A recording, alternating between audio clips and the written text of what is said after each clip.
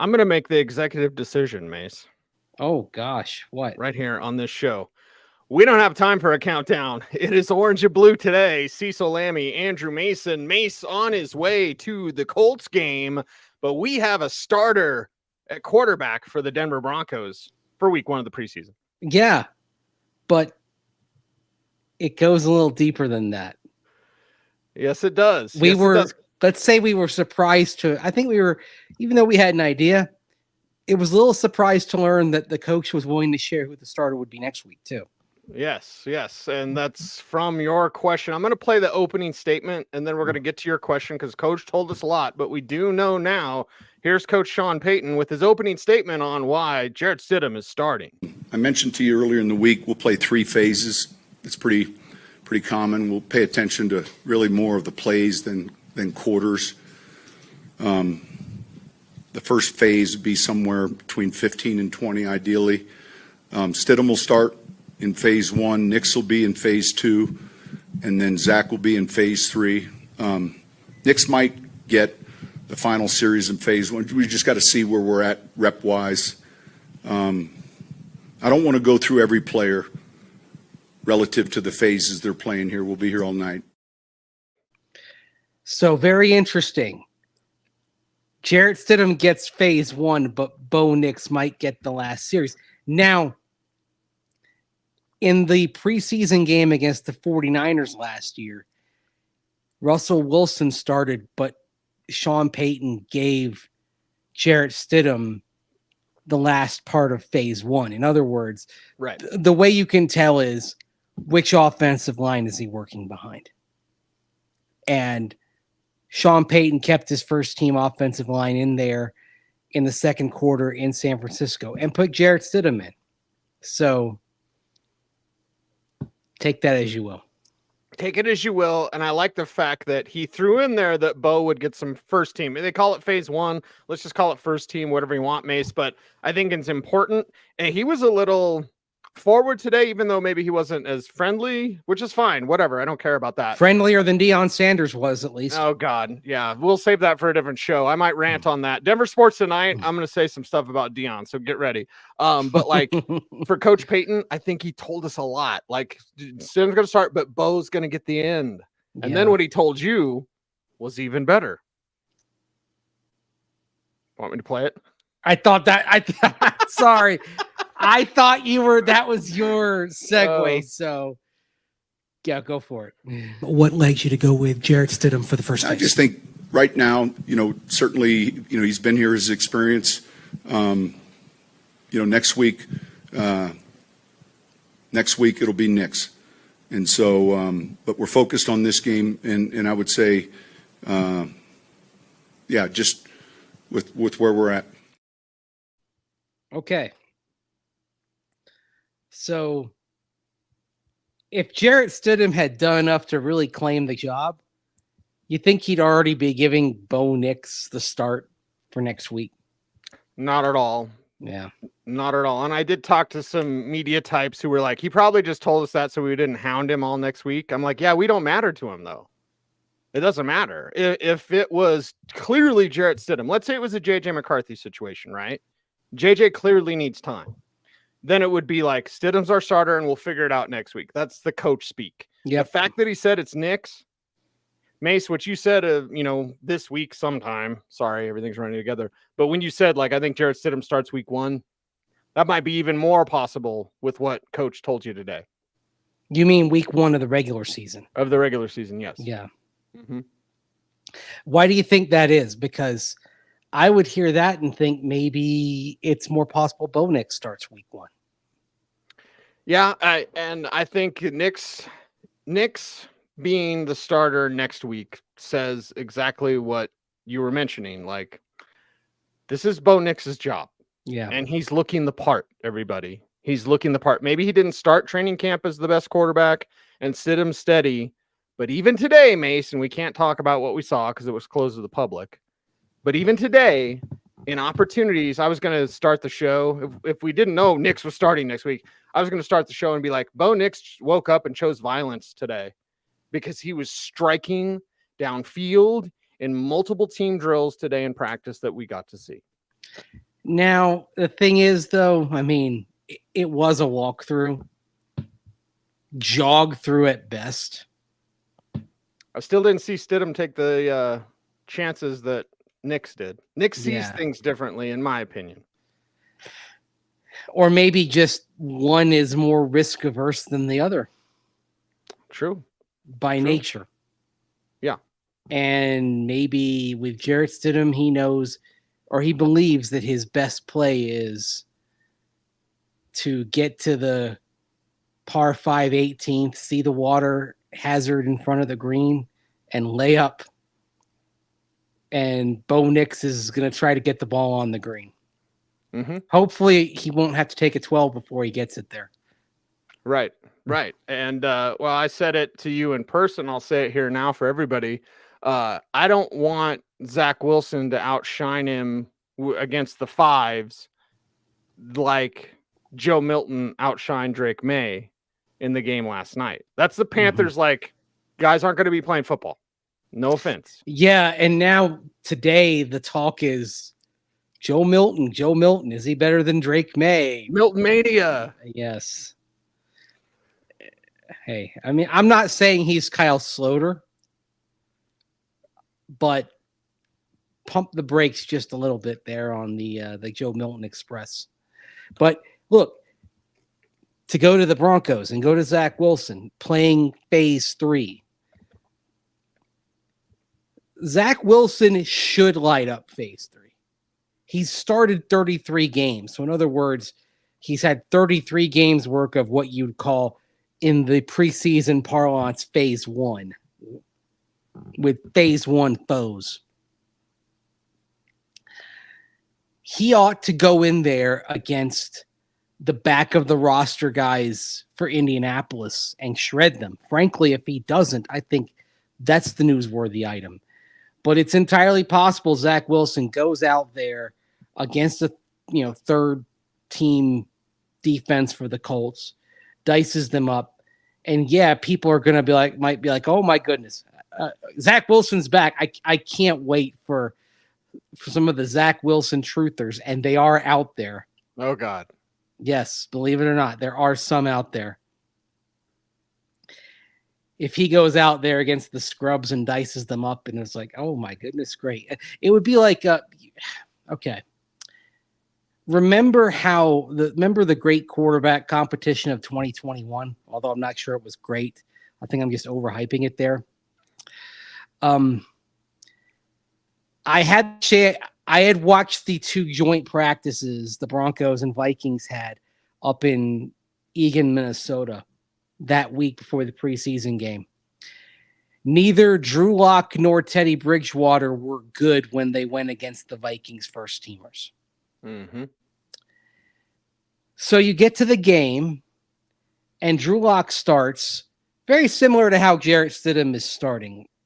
Incumbency on the roster, I think, if you had to flip a coin. And Locke goes out and he throws that pass to KJ Hamler on the deep post, tears him up, shreds him, and it's like, oh, Drew Lock has to have the job. Yeah, Minnesota had 1 starter out there on defense for that game. 1. Yeah. And then Teddy came in and he did his part, diced him up against mostly the same Vikings defense. Again, bunch of backups, right? Let's just call it like it is. Pump the brakes, right? And then the next week, Teddy went against the Seahawks defense that was half starters, half backups. He did really well. And Drew Lock went against Seahawks backups, and he did not do well. And Teddy ended up starting week 1. And away we go. Mace, were you surprised when Coach offered that based off your question? Because you didn't ask that, but I told you that. I simply asked what went into the decision to start Jarrett Stidham for this game. I did not expect him to reveal the starter for next week. Why did he do that then?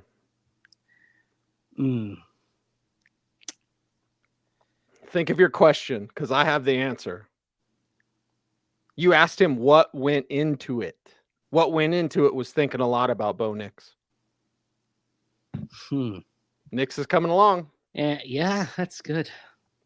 You asked him what went into it, and coach loves to dissect how we ask questions.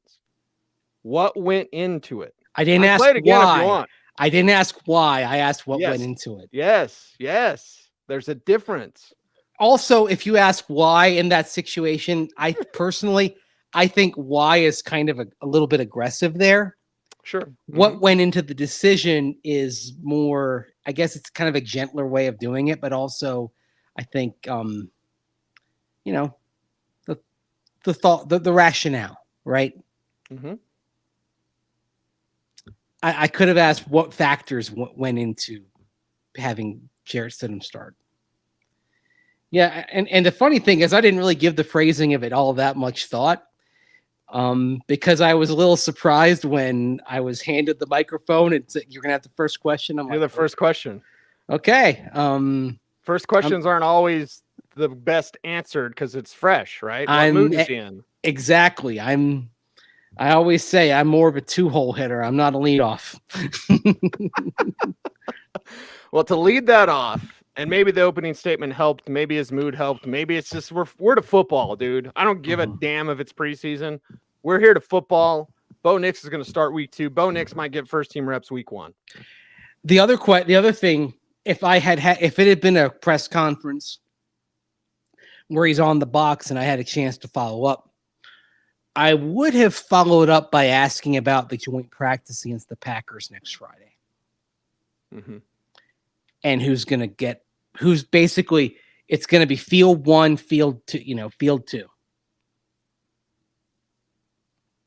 Offense, or I should say not field 1, field 2, because Broncos defense will go on field 2, offense on field 1, but just who's going to be up first then. I think that's going to be quite illuminating as well. And that's where maybe it does go to perhaps starting Jarrett Stidham in week 1, because if you give Stidham the first team reps against the Packers on Friday, that'll be against the number 1 defense. I think the other thing is also the Broncos, they're running their race in the preseason, but do not expect to see Packers starters in that preseason game a week from Sunday. That's not Matt LaFleur's way. No, joint practice tells us a lot more. Yes. That's for sure. So that'll be curious as well. If Bo Nix is the first team quarterback next Friday, as well as on Sunday, then unless he has a meltdown, I think he might be your starter in Seattle. There's your starter. And this is the way to do it, because if you start Nix week 1 and it's a little rough and you go back to Stidham week 2, it's much different than Stiddy and a little bit of Nix.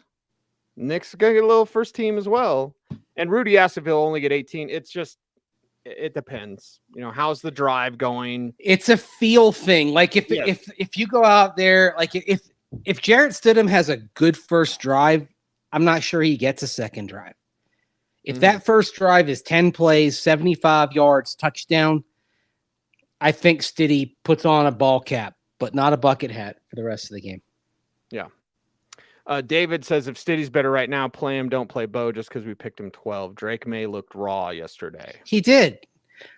But didn't, I recall 2 people with a passing resemblance to us saying that Drake May was going to take some time because of the schematic transition in part.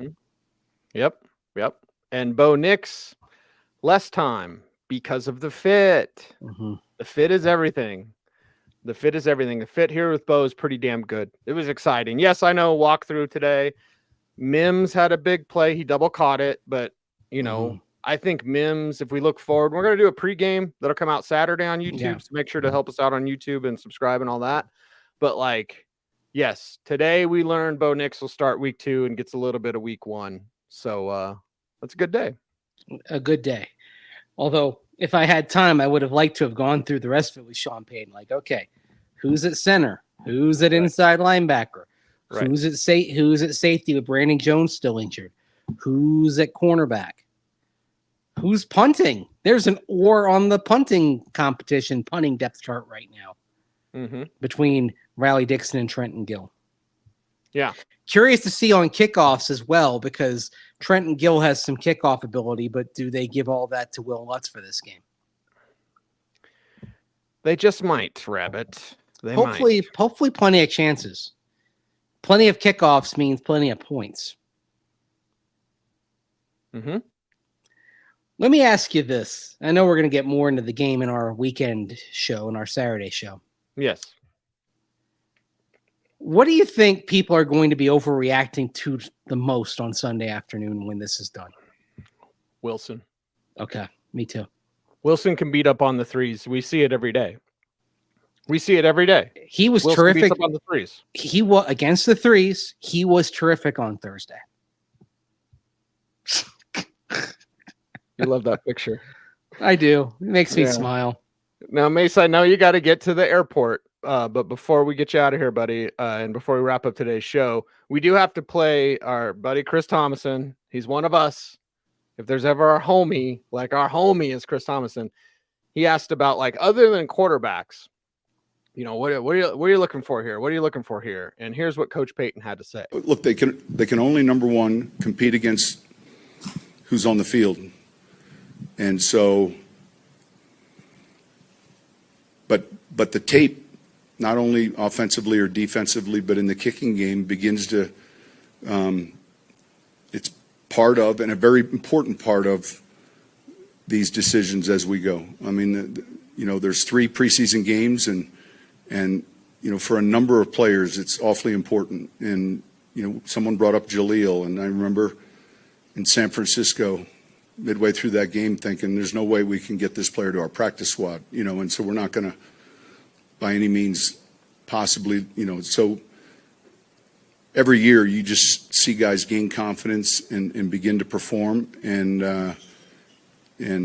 I think when you put it in a game setting versus a different opponent, I think that's all that weighs heavily. Different opponent, Mace. That's why it feels good for the game to be here. It does. And oh, by the way, that different opponent, you're going to see Anthony Richardson on Sunday too. The Colts will play most of their starters. That's pretty risky for them. Richardson gets hurt a lot. Yeah, but I think they want to get him up to speed. The other thing on Richardson is he had so few games last year that you're still kind of in the growth stage when you're talking about accumulating reps. So I do get that. But hey, they got Joe Flacco behind them. What can go wrong? It's Kedon Slovis, everybody. After Sam Ehlinger. They have 5 quarterbacks on the roster. Wow. Yeah. Okay. How much Flacco are we really going to see? How much do we need to see? Well, here's the other thing. With 5 quarterbacks, how do you get them enough snaps? Because Flacco doesn't want to do anything, I guess. I mean, I think about that. Now, there is a way. I saw Mike Shanahan do this during OTAs one year. He split fields so he could maximize reps. I believe it was the year that he drafted Jay Cutler. Okay. That he had one field and the other field going on so Cutler could get plenty of reps and Jake Plummer could get plenty of reps. But yeah, that's 5 quarterbacks, and your top line quarterback is a young quarterback who needs the work. A lot of promise from Anthony Richardson, but it was, of course, halted by that injury. So, personally, though, I'm excited to see Anthony Richardson because I want to get my eyes on him as a pro. You know, saw him work for the Broncos defense. Yeah, saw him work out the combine back in 2023. I want to see. I want to see how he looks. Yeah, and like you said, great test because here's a guy who can move. So. Run. We talked about the stress that Bo Nix can put on a defense, and Jonas Griffith talked about Bo Nix's running ability, how you've got to consider that. Well, here's somebody who can move with the ball as well. The difference between Anthony Richardson and Bo Nix, and this is why I do get a little worried about AR5, is he runs to contact more than I would like. I think that's a big thing in mobile quarterbacks that do have the ability to take off and run as part of their success equation is, do you run to contact or away from contact? Running to contact puts you in trouble. Cam Newton puts you in trouble long term. You can do great things in the moment, make some dynamic plays. But if Cam Newton ran away from contact as opposed to contact, there's a good chance we're talking about Cam Newton being somebody's starting quarterback still today and starting to and being in the Hall of Fame conversation. Sadly, that's not going to happen for Cam, even though he was a transformative player. You can't write the history of the league without Cam Newton, but he's not going to sniff the Hall of Fame, and I think that's a shame. It's a shame.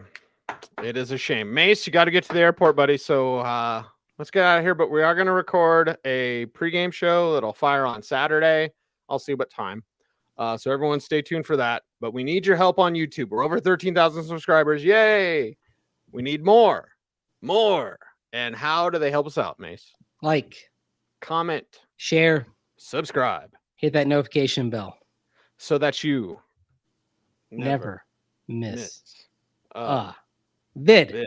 That's right. He's Andrew Mason. Follow him on all the socials at Mace Denver. I'm at Cecil Lammey saying OBT's BFD. Thanks for watching. Stay tuned and stay frosty.